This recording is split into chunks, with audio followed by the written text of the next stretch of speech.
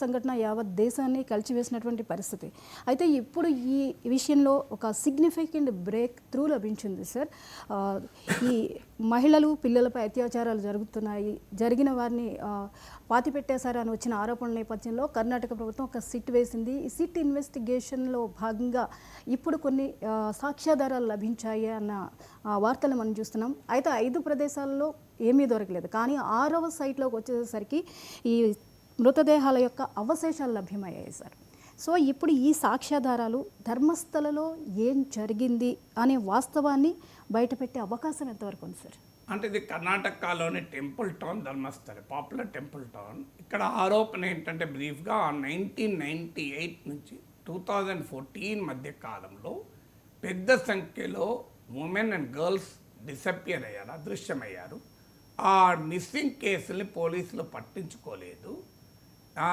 మీకు ఒక్క కేసు 2012లో సౌజన్య అనే అమ్మాయి కేసు, 17 ఇయర్ అమ్మాయి, ఈ అమ్మాయి పైన అత్యాచారం హత్య జరిగిందన్న కేసు కర్ణాటక రాష్ట్రాన్ని కుదిపేసింది. కానీ విచారణలో ఇప్పటికీ కూడా ఏమీ తేలలేదు, న్యాయం జరగలేదు. ఇప్పుడు సడన్గా ఇష్యూ ఎందుకు ముందుకు వచ్చిందంటే అప్పుడు అక్కడ పనిచేసిన శానిటేషన్ వర్కర్ ఒకతను, పారిశుద్ధ్య కార్మికుడు, ఇలా పెద్ద ఎత్తున మహిళల్ని బాలికలపైన అత్యాచారాలు జరిపి హత్య చేసి సమీపంలో ఉన్న నేత్రావతి నదీ పరిసర ప్రాంతాల్లో ఈ శవాలను పాతి పెట్టాను, నేనే పాతి పెట్టాను, ఆ ప్రదేశాలకు కూడా చూపెడతాను అని ఆయన ఇప్పుడు వచ్చాడు. ఎందుకంటే 2014లో ఆయన ధర్మస్థల వీడి వెళ్ళిపోయాడు. నేను గిల్ట్ వల్ల, అంటే నేను నేరం చేస్తున్నాను, ఈ విషయాన్ని బయట ప్రపంచానికి చెప్పకుండా అనే భావన నన్ను వెంటాడడం వల్ల నేను ఇప్పటికైనా చెప్పాల్సి వచ్చింది. నన్ను భయపెట్టించారు, బెదిరించారు, మా కుటుంబ సభ్యులపై దాడి చేశారు, కనుక నేను ఇవన్నీ ఇన్ని రోజులు ఆపాను అని ఆయన బయటకు వచ్చాడు. దాంతో కర్ణాటక మీరు అన్నట్లు స్పెషల్ ఇన్వెస్టిగేషన్ టీం నియమించింది.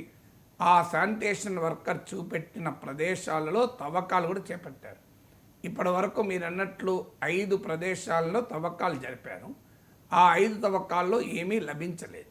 కానీ 6వ సైట్లో తవ్వకాలు జరపగా అందులో 2 మృతదేహాలు లభించాయి. వాళ్ళ పత్రికల్లో కూడా వచ్చినాయి. ఆ 2 ఉమెనియే అని కూడా వచ్చాయి. సో ఆ 2 మృతదేహాలకు సంబంధించిన అవశేషాలు, మృతదేహాలు ఎలాగో లభించవు ఇన్నేళ్ల తర్వాత.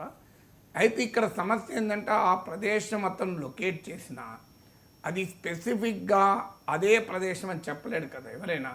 సో ఆ దరిదాపులో పాతిపెట్టి ఉన్నాను అని అనొచ్చు. తర్వాత ఎన్విరాన్మెంటల్ కారణాల రీత్యా కావచ్చు, టైం రీత్యా కావచ్చు, ఆ మిగిలిన బోన్స్ అవశేషాలు అక్కడే కరెక్ట్గా ఉన్నాయా లేవా ఇవన్నీ క్వశ్చన్. అవి చాలా డీకంపోజ్ అయ్యి డికే అంటే చాలా దెబ్బతిన్న స్థాయిలో ఉన్నాయి. అందువల్ల ఎంతవరకు వీటి నుంచి ఎవిడెన్స్ను కన్స్ట్రక్ట్ చేయొచ్చు అనేది ఒక ఛాలెంజ్. కానీ ఈ 5 సైట్లలో జరిపిన తవ్వకాలలో ఏమీ తేలకపోతే ఇల్లు ఏమీ లేదు, మరి ఈ శానిటేషన్ వర్కర్ ఆరోపణ నిజం కాదు అనే భావన కూడా వచ్చింది. ఎందుకంటే భారతీయ జనతా పార్టీ ఇది ఒక కాన్స్పిరసీ, ఇది కుట్ర, ధర్మస్థల్ అనేది హిందూ పిలిగ్రిమేజ్ సెంటర్ కనుక ఇది కావాలని బదనాం చేస్తున్నారు, కుట్ర అని ఆరోపించింది కూడా. కానీ ఇప్పుడు 6వ సైట్లో అవశేషాలు దొరికాయి. ఎందుకంటే అదేమీ బరియల్ గ్రౌండ్ కాదు. సో అది టెంపుల్కి సమీపంలో నేత్రావతి నది ఒడ్డున, అలాగే నేత్రావతి నది పక్కనే ఉన్న హైవే పక్కన. సో అక్కడ శవాలు పాతి పెట్టే ప్లేసే కాదు, పోనీ అదొక బరియల్ గ్రౌండ్. ఆ బరియల్ గ్రౌండ్ కనుక అక్కడ వేరే వాళ్ళ శవాలు పాతి పెట్టారని చెప్పలేము. సో అదేమీ బరియల్ సైట్ కాదు, హైవే పక్కన బరియల్ సైట్లు ఉండవు కదా. సో అందువల్ల మీకు ఇది ఖచ్చితంగా ఈ అవశేషాలు కొంత ఎవిడెన్స్ని క్రియేట్ చేస్తాయి, something serious might have happened. అయితే ఆ శానిటేషన్ వర్కర్ ఆరోపిస్తున్నట్లు పెద్ద ఎత్తున మహిళలు బాలికలపైన అత్యాచారాలు జరిగి ఆ టెంపుల్ అడ్మినిస్ట్రేషన్ ఇన్వాల్వ్మెంట్తో హై లెవెల్ పొలిటికల్ ఇన్ఫ్లుయెన్స్లతో జరిగింది అనేది ఆరోపణ. సో అది ఎస్టాబ్లిష్ అవుతుందా అంటే నెంబర్ ఎంత, స్థాయి ఎంత, మ్యాగ్నిట్యూడ్ ఎంత అనేది చెప్పలేం. కానీ ఈ 2 మృతదేహాలు దొరకడం కూడా ఒక రకంగా క్రైమ్ జరిగి ఉంటుంది. ఆ క్రైమ్ తీవ్రత విషయంలో తెలియదు మనకి. ఇంకా క్రైమ్ జరిగింది అనడానికి 6వ సైట్లో జరిపిన ఎక్స్కవేషన్ తవ్వకాలు చాలా చాలా కీలకమైనవి. అయితే ఇప్పటి వరకు ఎవరు కూడా మిస్సింగ్ ఉమెన్ కంప్లైంట్ ఇచ్చిన వాళ్ళు కూడా ముందుకు రావడం లేదు. అంటే వాళ్ళని బెదిరిస్తున్నారా భయపెడుతున్నారా కూడా తెలియదు. ఒక్కరే వచ్చారు, సుజాత భట్ అనే ఒక అనన్య అని నా కూతురు ఆ టైంలో డిసప్పియర్ అయ్యారు 2004లో 2003లో అని ఆ మొక్కతి మాత్రమే ముందుకు వచ్చింది. ఇప్పుడు ఇంకా కొంతమంది ముందుకు వస్తారా లేదా తెలియదు. ఎందుకంటే ఆ కుటుంబాలు ముందుకు వస్తే కాస్త ఈ కేసు బలపడటానికి అవకాశం ఉంటుంది. బట్ డెఫినెట్గా న్యాయం జరుగుతుందన్న హోప్ మాత్రం ఇది క్రియేట్ చేసింది. ఎందుకంటే ఇది నిజమే అయి ఉంటే చాలా పెద్ద సీరియస్ క్రైమ్.